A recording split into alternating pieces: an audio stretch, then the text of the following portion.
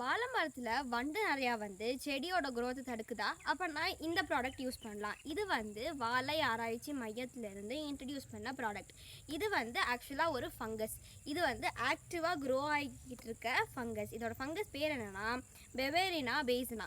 இது வந்து ஒரு எம்எல்க்கு 10⁻⁹ CFU இருக்கும். அதாவது 1 billion colony forming per unit இருக்கும்.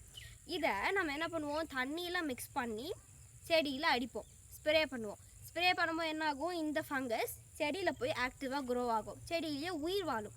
இது என்ன பண்ணும், இந்த ஃபங்கஸ் இங்கே உயிரோடு இருக்கும். அந்த ஃபங்கஸை, அதாவது இந்த செடியை சாப்பிட்ற வர வண்டை சாப்பிடும் போது இந்த ஃபங்கஸும் அதோட வயிற்றில் போயிடும்.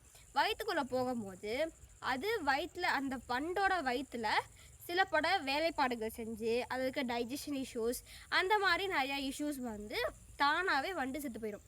அதனால் இந்த ப்ராடக்ட் யூஸ் பண்ணும்போது மற்ற எந்த கெமிக்கல் ப்ராடக்ட்ஸும் யூஸ் பண்ணக்கூடாது. அப்படி யூஸ் பண்ணோம்னா இது ஆக்டிவாக உயிர் வாழ்கிற ஃபங்கஸ்.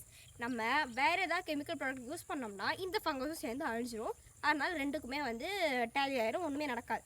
அதனால் இதை அடிக்கும்போது வேறு எந்த கெமிக்கல் ப்ராடக்ட்ஸும் யூஸ் பண்ணக்கூடாது. இதை யூஸ் பண்ணுறதால என்ன அட்வான்டேஜ் அப்படின்னா, இது மனுஷங்க மிருகம் எது சாப்பிட்டாலும் அதுக்கு எந்த எஃபெக்டும் ஆகாது. ஒன்லி யூஸ்டு ஃபார் வண்டுகளுக்கு மட்டுமே யூஸ் பண்ணுற ஒரு சொல்யூஷன். அதனால் இதை யூஸ் பண்ணுறது மூலயமா நமக்கும் நல்லது. இதை மிச்ச ஏதாவது அனிமல்ஸ், மிருகங்கள் வேறு ஏதாவது சாப்பிட்டாலும் அதுக்கும் ஒன்றும் ஆகாது. நன்றி.